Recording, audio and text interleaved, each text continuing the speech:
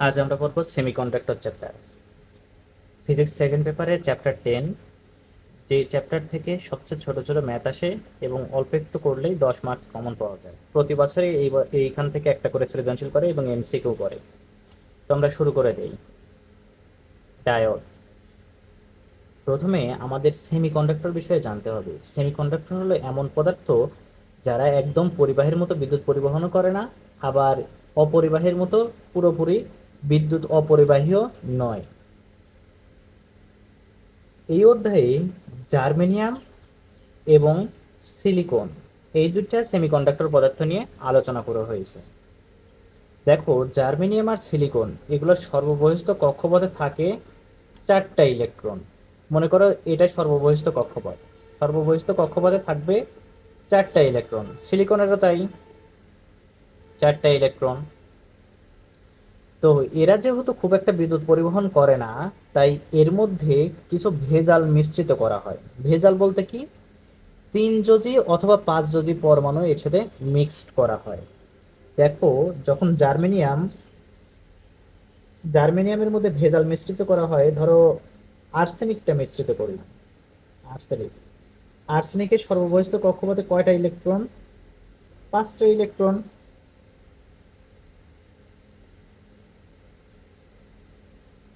এখন আর্সেনিক যখন জার্মেনিয়ামের মধ্যে দেওয়া হয় তখন কি হয়? 4টা জার্মেনিয়াম আর্সেনিকের সাথে যুক্ত হয়,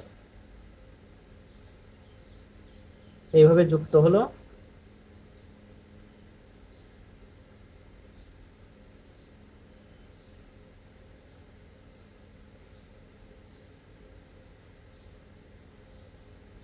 এখন দেখো, 4টা যে আর্সেনিক যুক্ত হলো, 4টা আর্সেনিকের 4টা ইলেকট্রন এর মধ্যে চলে আসলো, তাহলে দেখো 8টা ইলেকট্রন অলরেডি হয়ে গেছে।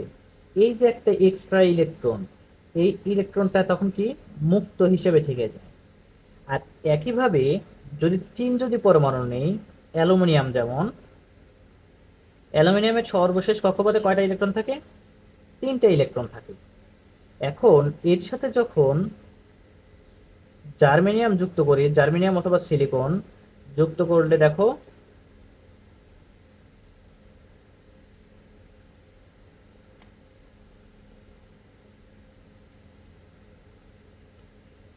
এই 4টা জার্মেনিয়াম যুক্ত করে দিলাম। যুক্ত করে দিলে দেখো এইখানে একটা ফাঁকা থেকে গেল। এই ফাঁকাটা দেখাই তোমাকে। এইখানে একটা ফাঁকা থেকে গেল। বাদ বাকিগুলো দেখো, এগুলো কিন্তু 2টা করে ইলেকট্রন পূর্ণ হয়ে গেছে। তাহলে 8টা অ্যালুমিনিয়ামের সর্বশেষ কক্ষপথে 8টা ইলেকট্রন হতে এখন একটা ইলেকট্রন বাকি, যেটা এখানে ফাঁকা হিসেবে দেখানো হচ্ছে। এই যে এখানে একটা এক্সট্রা ইলেকট্রন থাকলো, এই একটা এক্সট্রা ইলেকট্রনের জন্য এটাকে বলা হয় এন টাইপ। আর এখানে যেহেতু ফাঁকা, পজিটিভ চার্জ হিসেবে ধরা হচ্ছে, এটাকে বলা হয় পি টাইপ। তাহলে দেখো, এই যে, সরি এটা আর্সেনিক না,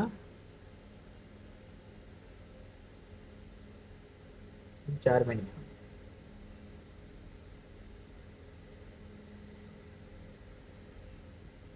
এটাও জার্মেনিয়াম, জার্মেনিয়াম অথবা সিলিকন।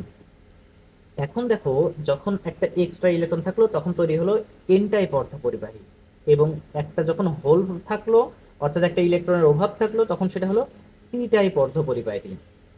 এই পি টাইপ এবং এন টাইপ কখন কোন টাইপ তৈরি হয় সেটা এমসিকিউতে আসে। তাহলে আমরা কি বলবো?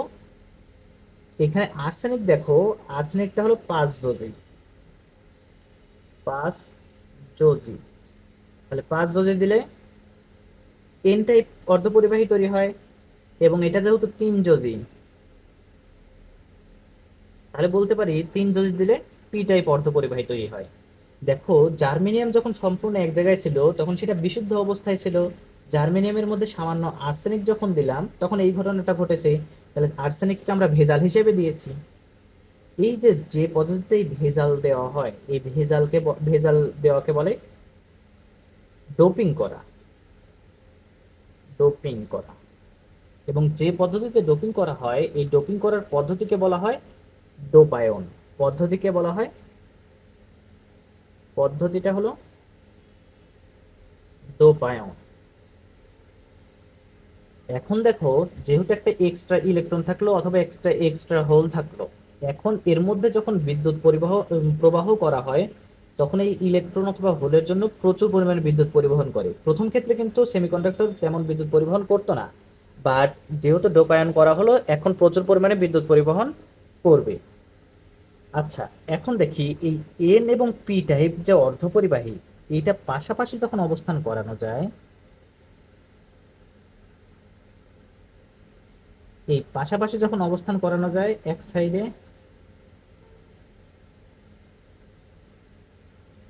সাইডে এন দেখে, এক সাইডে পি দেখায়, এইটাকেই বলা হয় ডায়োড। ডায়োড, দেখো এখানে চিত্রটা দেওয়া আছে। এইটা যারা জীবনে কখনো বিভিন্ন সার্কিট খুলে দেখেছো, তারা অবশ্যই এই পার্টসকে দেখে থাকবে, যার এক সাইডে সামান্য সাদা হয়, বাকিটা কালো হয়। এই সাদা সাইডটা নির্দেশ করে এন সাইড এবং কালো সাইডটা নির্দেশ করে পি সাইডকে। এখন দেখো, মাঝের এই অংশটা দিয়েছি, এটা নির্দেশ করে ডিপ্লেশন লেয়ার বা নিঃশেষিত স্তর। নিঃশেষিত স্তর, দেখো এইখানে যখন আমরা এটা কোনো বর্তনীর সাথে যুক্ত করব বা সেলের সাথে যুক্ত করব, এটা যদি পজিটিভ দেই আর এটা যদি নেগেটিভ দেই, তাহলে এটা হবে নেগেটিভ, এটা হবে পজিটিভ। এই দেখো, এন টাইপের মুখ্য বিদ্যুৎ পরিবাহককে, এটা হলো ইলেকট্রন, আর এটার ক্ষেত্রে হোল। দেখো, এইটা যখন এন টাইপ দেখানো হয়, তখন এন টাইপে প্রচুর পরিমাণে ডট হিসেবে দেখানো হয়, ইলেকট্রনগুলোকে সব ডট হিসেবে দেখানো হয়, এবং ডটের মাঝে হঠাতে হঠাতে দুই একটা করে হোল থাকে।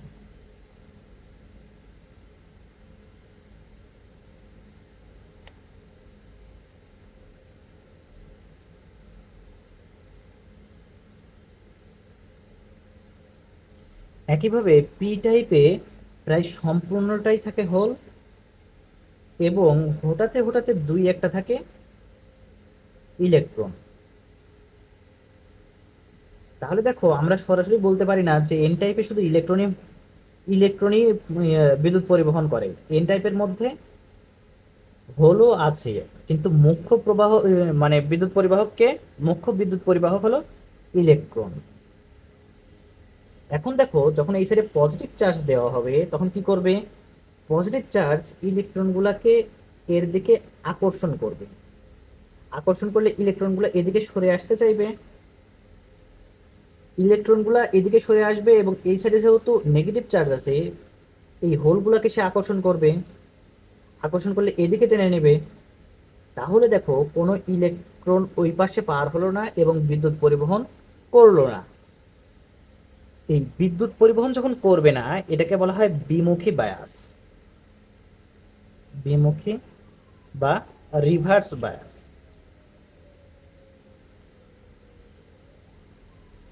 এবং এইটার যখন উল্টা ঘটনা ঘটবে, অর্থাৎ এইদিকে যখন পজিটিভ চার্জ,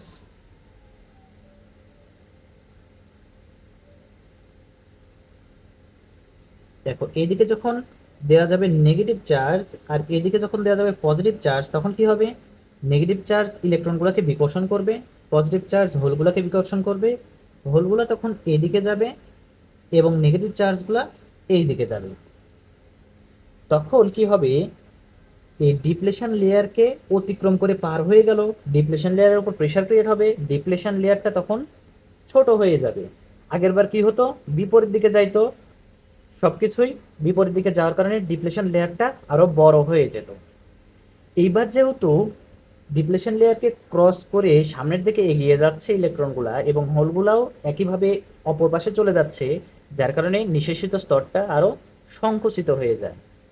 এবং পজিটিভ চার্জ যে এদিক থেকে আসতেছিল, পজিটিভ চার্জকে ধাক্কা দিয়ে এদিকে যে পার করে দিল, তাহলে পজিটিভ চার্জ এদিক দিয়ে পার হয়ে যাবে, তার মানে বিদ্যুৎ পরিবহন হবে।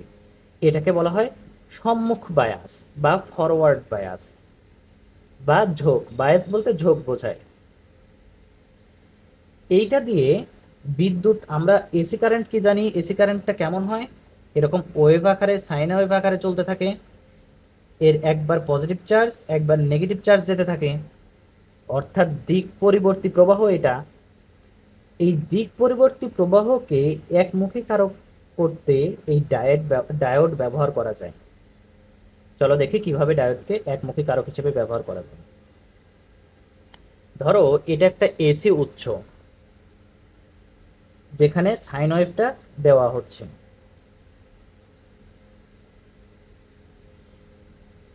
এইখানে দেখো, যখন এই সাইন ওয়েভের এই পজিটিভ হাফটা দেব, তখন ধরে নেব এটা উপরের দিকে পজিটিভ চার্জ যাচ্ছে, নিচের দিকে নেগেটিভ চার্জ যাচ্ছে। তাহলে দেখো পজিটিভ চার্জ এখানে আসবে, তোমাদেরকে এইখানে চিত্রটা দেখাই। দেখো এই সাইড কিন্তু পি সাইড নির্দেশ করে আর এই সাইডটা এন সাইড নির্দেশ করে।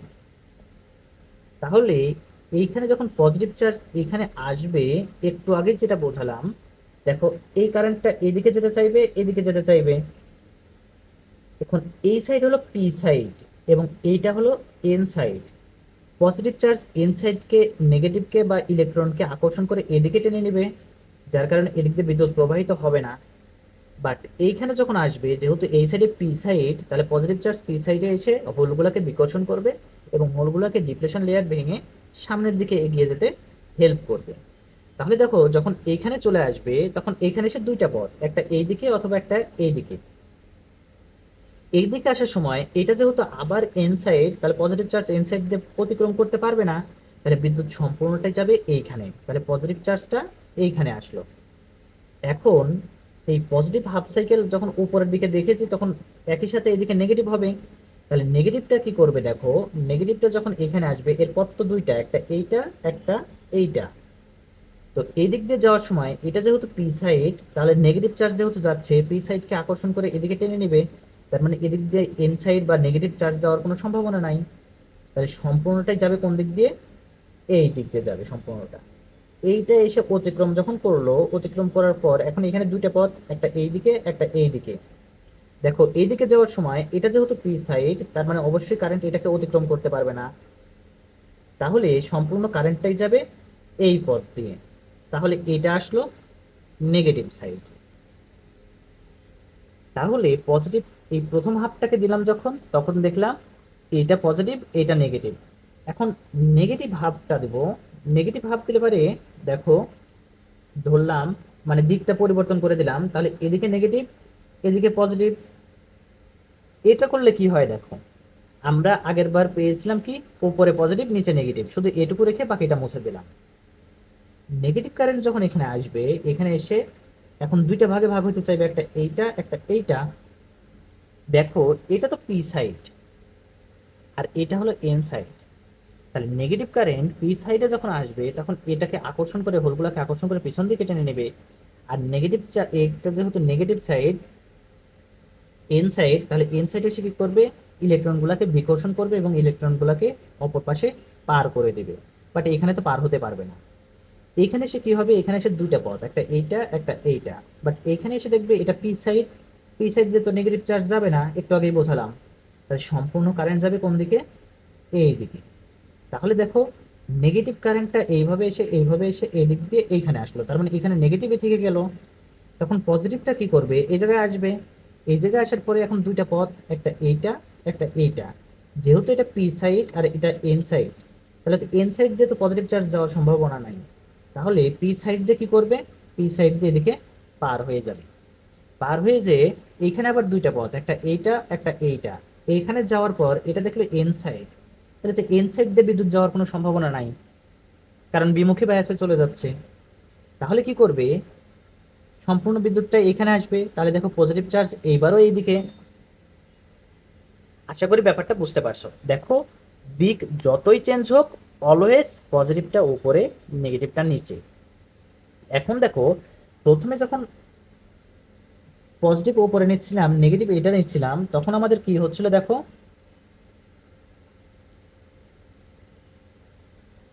তখন বিদ্যুৎটা যাচ্ছিল কোন দিক দিয়ে?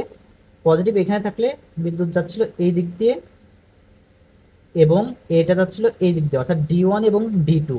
তার মানে D1 এরটা পাচ্ছিলাম, D2 এরটা পাচ্ছিলাম। একইভাবে যখন দিকটা চেঞ্জ করে দিচ্ছিলাম, দিকটা চেঞ্জ করে দিলে তখন পাচ্ছিলাম কি, এখানে নেগেটিভ চার্জ দিচ্ছিলাম, এখানে পজিটিভ চার্জ দিচ্ছিলাম, নেগেটিভ চার্জ এসে D4 দিয়ে যাচ্ছিল এবং পজিটিভ চার্জে D3 তে যাচ্ছিল।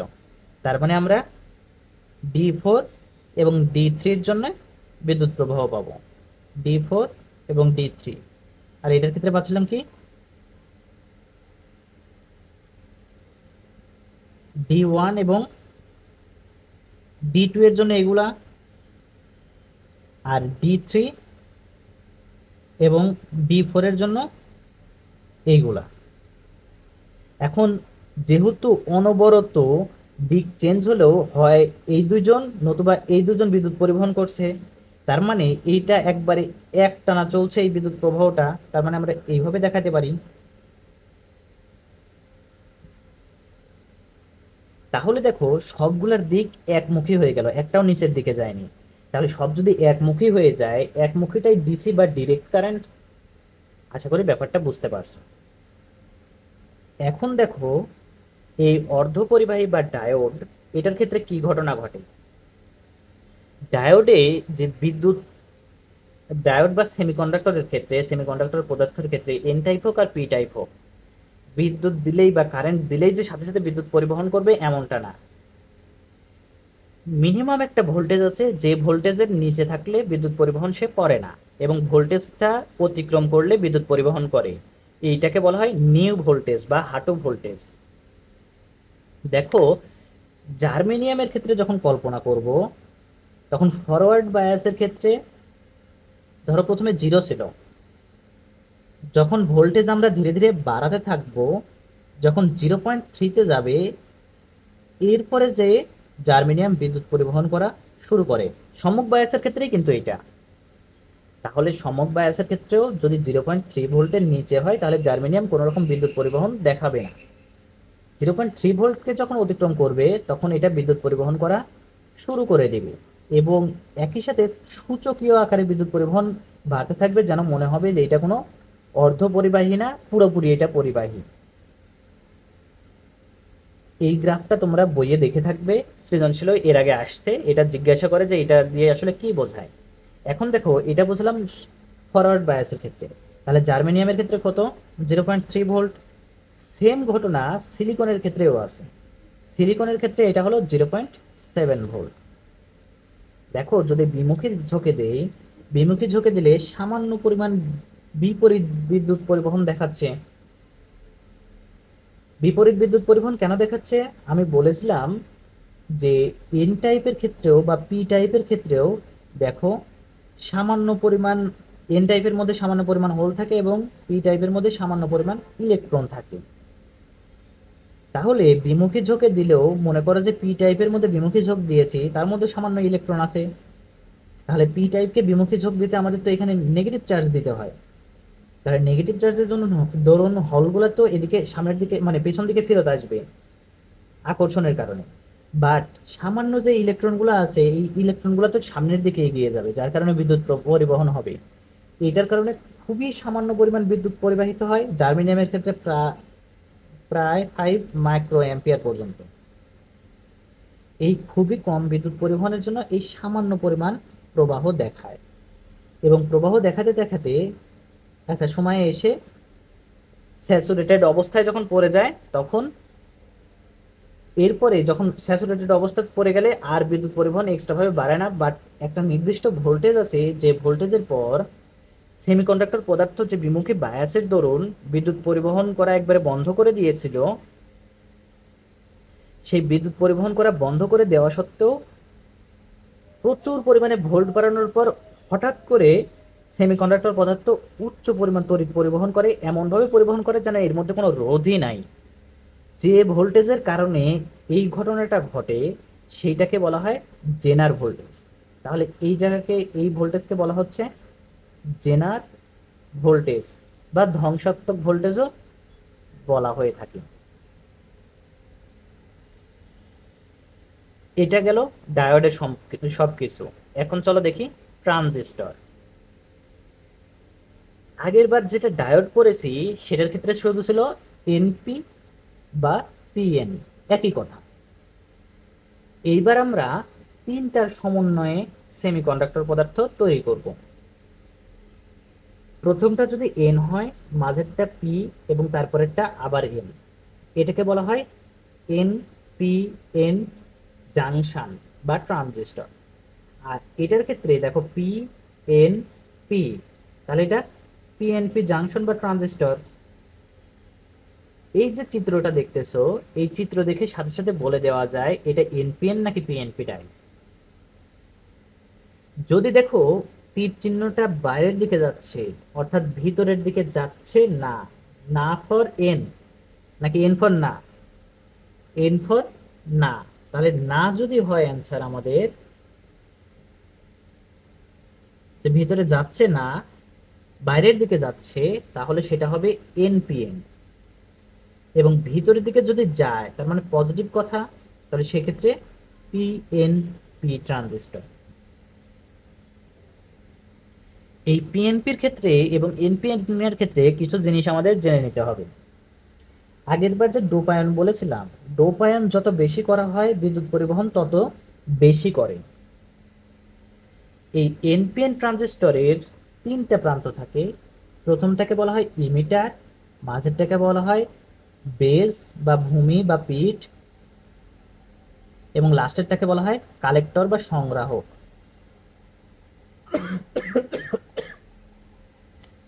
তাহলে নিঃসারক, ভূমি এবং সংগ্রাহক, এই তিনটা।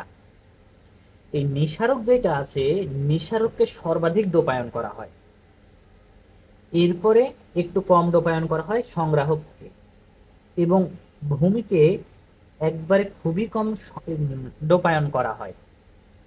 যার কারণে বিদ্যুৎ পরিবহনের ক্ষেত্রে ভূমি প্রবাহ অনলি 5% হয়, সংগ্রাহক প্রবাহ 95% হয়, এবং এই দুইটার মিলিত যে প্রবাহ 100% সেটা থাকে নিঃসারকের ক্ষেত্রে। এখন দেখো, আমরা জানি সম্মুখ বায়াসের ক্ষেত্রে কি করতে হয়, বিপরীত চার্জ দিতে হয়। তাহলে দেখো, যখন আমরা এদিক দিয়ে নেগেটিভ কারেন্ট দেব, তখন নেগেটিভ কারেন্ট তো এখানে যাওয়ার পর পি থেকে তো আবার এন এর দিকে যাইতে হবে। তাহলে এখানে তো যখন পি এর মধ্যে থাকবে, তখন পি এর মধ্যে থাকাকালীন এটা তো নেগেটিভ চার্জ, নেগেটিভ চার্জ তো পি এর কাছে গেলে এটা বিমুখী বায়াসে চলে যাবে। কিন্তু ট্রানজিস্টরের ক্ষেত্রে এইটাকে যদি আমরা বাইরে থেকে সামান্য পরিমাণ পজিটিভ চার্জ দিয়ে দেই, পজিটিভ চার্জ দিলেই কিন্তু এটা পি সাইডটা সম্মুখ ঝোঁকে চলে গেল, এবং সম্মুখ ঝোঁকে যাওয়ার জন্য এইটাতে ডিপ্লেশন লেয়ার কিছুটা ধ্বংস হয়ে যায়, অর্থাৎ ডিপ্লেশন লেয়ার থাকে না আর। এই ডিপ্লেশন লেয়ার যেটুকু অঞ্চলে থাকে না সেটুকু অঞ্চল দিয়ে নেগেটিভ চার্জ অনায়াসে পার হয়ে চলে যেতে পারে, নেগেটিভ চার্জ অনায়াসে পার হয়ে চলে যেতে পারে, এবং এটা দিয়ে তখন প্রবাহ ঘটে। এখন চলো, এটুকু ছিল বেসিক বিষয় বোঝানোর জন্য। পরবর্তীতে অ্যাম্পলিফায়ার এবং সুইচ হিসেবে কাজ করানো লাগবে, সেক্ষেত্রে এইটুকু লাগবে। এরপর দেখো, ট্রানজিস্টরকে অ্যাম্পলিফায়ার হিসেবে ব্যবহার করেছে। এইখান থেকে অ্যাম্পলিফায়ার, সুইচ এবং পরবর্তীতে কিছু পরিমাণ ম্যাথ আছে, সেই ম্যাথগুলো আমরা এখান থেকে শিখে নেব। দেখো, এইখানে ইনপুট যে ভোল্টেজ বা ইনপুট সিগন্যাল, এইটাকে দিয়ে বোঝানো হয়েছে। এইটা হলো ট্রানজিস্টরের বেস বা ভূমি বা পিঠ, এটা ইমিটার, এটা কালেক্টর বা সংগ্রাহক। দেখো, বেজ আর ইমিটার একসাথে দেওয়া হয়েছে, অর্থাৎ বেজ ইমিটার কমন আছে এখানে, এবং ইমিটার কালেক্টর কমন আছে এখানে। ইনপুট সিগন্যালের ক্ষেত্রে বেজ এবং ইমিটার কমন আছে। এই যে অ্যাম্পলিফায়ার হিসেবে ব্যবহার করা হয়, অ্যাম্পলিফায়ার হিসেবে ব্যবহার করার সময় ট্রানজিস্টরকে অ্যাক্টিভ রিজিয়নে কাজ করতে হয়। অ্যাক্টিভ রিজিয়নটা কি? এই ট্রানজিস্টরকে অলওয়েজ চালু থাকতে হয়, অর্থাৎ অলওয়েজ বিদ্যুৎ পরিবহন করবে, হয় সামান্য নতুবা বেশি। এই অলওয়েজ বিদ্যুৎ পরিবহন করানোর জন্য তাহলে অবশ্যই বেসকে আমাদের সম্মুখ ঝোঁকে দিয়ে রাখতে হবে। অর্থাৎ দেখো, এটা যেহেতু বাইরের দিকে তীর চিহ্ন আছে, অর্থাৎ ভিতরের দিকে নয়, তাহলে এটা কেমন টাইপের হবে? এটা হবে এনপিএন টাইপের। তাহলে এনপিএন যেহেতু ট্রানজিস্টর, তাহলে মাঝেরটা অবশ্যই পি, এবং এই সাইডেরটাও এন, এই সাইডেরটাও এন।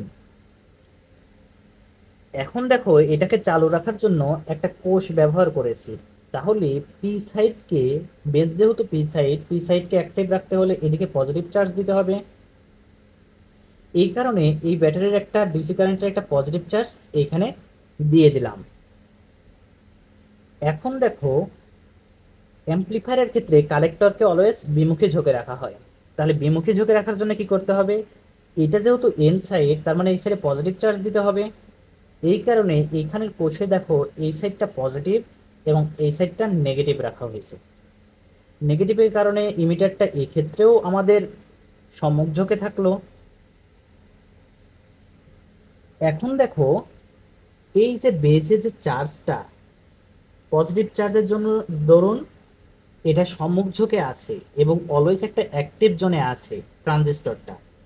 এই পজিটিভ চার্জ যদি বাড়াই, তাহলে অবশ্যই সম্মুখ ঝোঁক বৃদ্ধি পায়, এবং এইটাকে যদি কমাই তাহলে সম্মুখ ঝোঁক হ্রাস পায়। তাহলে দেখো, সম্মুখ ঝোঁক বৃদ্ধি এবং হ্রাস যদি পায়, সেক্ষেত্রে কি ঘটনা ঘটবে? এইটাতে মনে করো সিগন্যালটা দিলাম, ছোট সিগন্যাল, তখন কি হবে?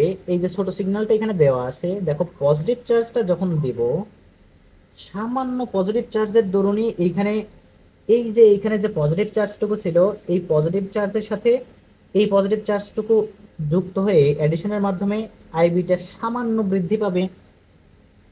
সামান্য বৃদ্ধি পেলে কি হবে? এখানে সম্মুখ ঝোঁকটা বৃদ্ধি পাবে। এই সামান্য সম্মুখ ঝোঁক বৃদ্ধি পেলেই আমাদের আইসিটা, সামান্য সম্মুখ ঝোঁক বৃদ্ধি পেলেই এইটা তখন বিরাট পরিমাণ বিদ্যুৎ পরিবহন করতে পারে।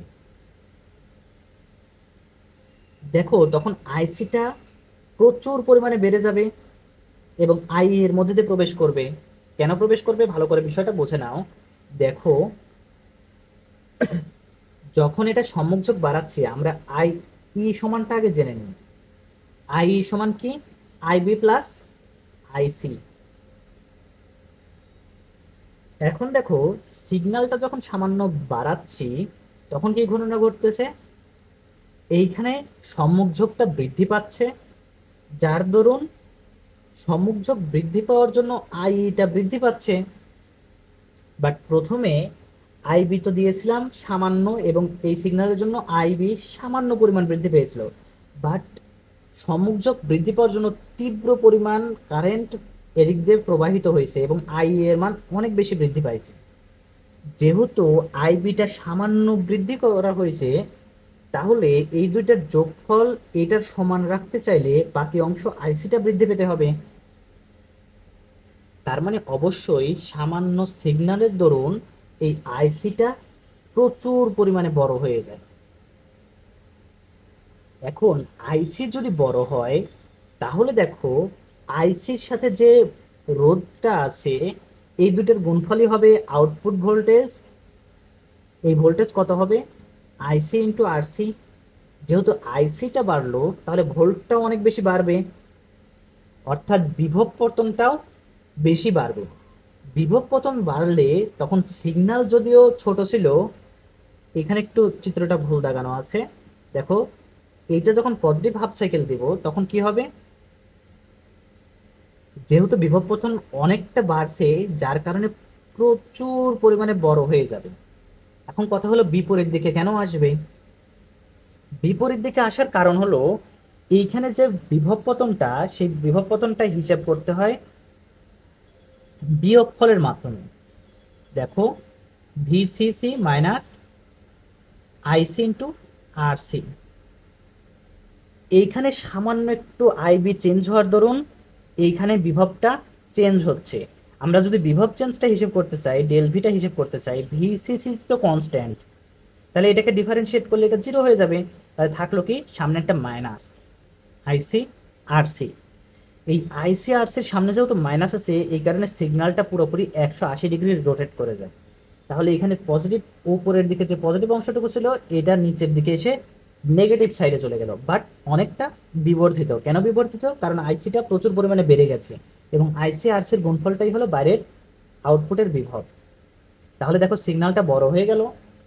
এখন ঘটনা আরেকটা, যখন নেগেটিভ অংশটা দিব, আমরা তো প্রথমেই বলেছিলাম যে এই ট্রানজিস্টরটা অলওয়েজ অ্যাক্টিভ রিজনে রাখতে হয়, তার মানে এটা অলওয়েজ সামান্য পরিমাণ বিদ্যুৎ পরিবহন করে। বাট যখন নেগেটিভ চার্জটা দেব, নেগেটিভ চার্জটা এই পজিটিভ চার্জের সাথে যাওয়ার পর এটাকে তখন বিমুখী ঝোঁকে নিয়ে আসবে। বিমুখী ঝোঁকে নেওয়ার দরুন এখানে বিদ্যুৎ পরিবহন খুবই কম হয়ে যাবে। অর্থাৎ বিদ্যুৎ পরিবহন খুবই কম হয়ে যাওয়া অথবা খুবই বেড়ে যাওয়া, উভয় ক্ষেত্রেই মানে কমে যাওয়াটা খুব কমে যাচ্ছে এবং বেড়ে যাওয়াটা খুব বেড়ে যাচ্ছে। তাহলে এই যখন কমে যাচ্ছে খুব বেশি, তখন এটা সিগন্যালটা হবে বিপরীত দিকে আরো বেশি বর্ধিত। এই যে পজিটিভ হাফের ক্ষেত্রেও বেড়ে যাচ্ছে, বিবর্ধিত হচ্ছে, নেগেটিভ হাফের ক্ষেত্রেও বিবর্ধিত হচ্ছে। অর্থাৎ এই বিবর্ধনটাই হলো অ্যাম্প্লিফায়ারের কার্যকলাপ। এখন এইখান থেকে অ্যাম্প্লিফায়ার বা ট্রানজিস্টর কিভাবে সুইচ হিসেবে কাজ করতে পারে সেটাও জেনে নিতে পারো। দেখো, যখন পজিটিভ হাফ সাইকেল দিচ্ছিলাম তখন এটা সম্মুখ ঝোঁকে যাচ্ছিল, যার কারণে তীব্র পরিমাণে বিদ্যুৎ পরিবহন করতেছিল। এটাকে আমরা বলি অন অবস্থা, সুইচ অন অবস্থা। এবং যখন বিপরীত বা নেগেটিভ চার্জ দিচ্ছিলাম তখন কি হচ্ছিল? তখন এটা বিমুখী ঝোঁকে যাচ্ছিল এবং এটা বিদ্যুৎ পরিবহন একদমই করতেছিল না। এটাকে বলি আমরা সুইচের অফ অবস্থা। এইভাবেই ট্রানজিস্টরটা অন এবং অফ হিসেবে কাজ করতে পারে। ইউটিউবে অনেক ভিডিও আছে যে ভিডিওতে আসলে স্পষ্টভাবে উল্লেখ করা নাই কী কারণে বিপরীত দিকে যায় অথবা কী কারণে অ্যাম্প্লিফাই করে বা কিভাবে অ্যাম্প্লিফাই করে, এটা ক্লিয়ারভাবে বোঝানো নাই। আশা করি আমারটা বুঝতে পারবে। যদি বুঝতে না পারো তাহলে তোমরা কোন জায়গায় বুঝতে পারোনি সেটা কমেন্টে জানাবে, আমি আবার বুঝিয়ে দেবো ইনশাল্লাহ। এখন দেখো, এই ট্রানজিস্টর রিলেটেড কিছু ম্যাথ আছে। এই যে এখানে আমি পড়ালাম যে I E equals to I B plus IC. তাহলে দেখো, যদি আই বি এর ভ্যালু এবং আইসি এর ভ্যালু দেওয়া থাকে তাহলে আই এর ভ্যালু বের করতে পারবে। অর্থাৎ যে কোনো দুইটার মান দেওয়া থাকলে তৃতীয়টা আমরা বের করতে পারি। এখন এখানে প্রবাহ বিবর্ধন গুণক, প্রবাহ বিবর্ধন গুণক, এটা কি জিনিস? এটাকে আলফা দিয়ে প্রকাশ করা হয়। আলফা ইকুয়ালস টু আইসি ভাগ আইই। এটা হলো প্রবাহ বিবর্ধন গুণক। এবং প্রবাহ লাভটা কি? প্রবাহ লাভটা হলো বিটা, যেটা আইসি ডিভাইডেড বাই আইবি দিয়ে প্রকাশ করে। যদি তোমাদের মনে রাখতে প্রবলেম হয় এই সূত্রটা, তাহলে মনে রাখিও যখন বিটা লিখবো বি এর মতো দেখতে, তখন নিচে যাবে বি এবং আলফার ক্ষেত্রে অন্যটা, আর উপরে অলওয়েজ আইসিটা থাকবে। এখন দেখো, আইই এর সাথে আইসি এবং আই বি এর সম্পর্ক আছে, একই সাথে আইবি আইসি এর সাথে আই এর সম্পর্ক আছে। তার মানে অবশ্যই আলফা এবং বিটার মধ্যে সম্পর্ক সাধন করা সম্ভব। একটু আগে বলেছিলাম যে আইই বা নিঃসারকে সবচেয়ে বেশি ডোপায়ন করা হয়, তার মানে এইটার কারেন্ট সবচেয়ে বেশি, আইইটা অলওয়েজ সবচেয়ে বড়। এরপর আইসিতে বা কালেক্টরে ডোপায়ন করা হয়, তারপরে আইবিতে। তাহলে প্রবাহের যে ধরন, তাহলে আইইটা সবচেয়ে বড় হবে, এরপর হবে আইসি, এরপর হবে আইবি। তাহলে দেখো, এটা যদি সবচেয়ে বড় হয় আর এটা যদি সবচেয়ে ছোট হয়, এই আলফা আর বিটা বের করার সময় তো অলওয়েজ ওপরে আইসি। তাহলে দেখো, যখন আলফার ভ্যালু বের করব, নিচে আইই যখন বের করব, তখন অলওয়েজ এটা একের চেয়ে ছোট, আর এটা অলওয়েজ নিচে যেহেতু আইবিটা আছে, আইবিটা সবার ছোট, তাহলে এটা অলওয়েজ একের চেয়ে বড়। কিছু কিছু ক্ষেত্রে এমসিকিউতে দিবে যে কোনটি প্রবাহ বিবর্ধন গুণকের মান অথবা কোনটি প্রবাহ লাভ। প্রবাহ লাভ যদি জিজ্ঞাসা করে, অপশনে মনে করো 3টা দেওয়া আছে, 4টা দেওয়া আছে। 0.5, 0.8, 0.9 এবং 15। তাহলে অ্যান্সার কোনটা হবে? অবশ্যই 15 হবে, কারণ আমরা জানি বিটার ভ্যালু অলওয়েজ 1-এর চেয়ে বড়। আশা করি ব্যাপারটা বুঝতে পারছো। এখন দেখো, এইখান থেকে তোমাদেরকে ভোল্টেজ গেইন জিজ্ঞাসা করে যে ভোল্টেজ গেইন কত বা ভোল্টেজ লাভ কত। দেখো ভোল্টেজ লাভটা কি হবে, যে ইনপুট ভোল্টেজের কত গুণ পাওয়া যাচ্ছে আউটপুট ভোল্টেজ। তাহলে দেখো আউটপুট ভোল্টেজ কত হবে, এর মধ্যে দিয়ে বিদ্যুৎ প্রবাহ হচ্ছে কত, আইসিটা।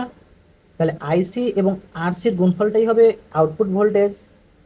এবং ইনপুট ভোল্টেজ কত হবে, ইনপুট ভোল্টেজ হবে এই আইবিটাই এদিক দিয়ে যেহেতু যাচ্ছে, তাহলে আইবি ইন্টু এইখানে যে রোধটা ইনপুট রোধ সেটাই হবে, সেটার গুণফল হবে। তাহলে দেখো ভোল্টেজ গেইন বা ভোল্টেজ লাভ, ভোল্টেজ গেইনটা কত হবে, voltage gain equals to voltage output divide by voltage of input. Voltage output কত আমরা দেখলাম, আইসি গুণন আরসি। তাহলে উপরে ভোল্টেজ আউটপুট কত পাবো, আউটপুটে ভোল্টেজ আইসি গুণন আরসি। আর ইনপুটের ক্ষেত্রে ভোল্টেজ অফ ইনপুট গুণন আইবি, সরি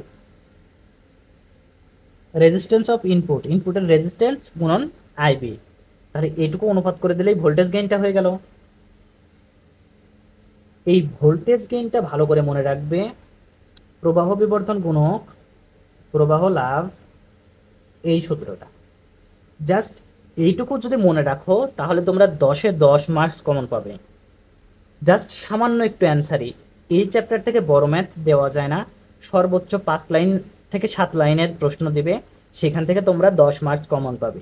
এবং আমি এইখানে যতটুকু বোঝালাম জাস্ট এটুকুতেই তোমরা 10 মার্কস কমন পেয়ে যাবে।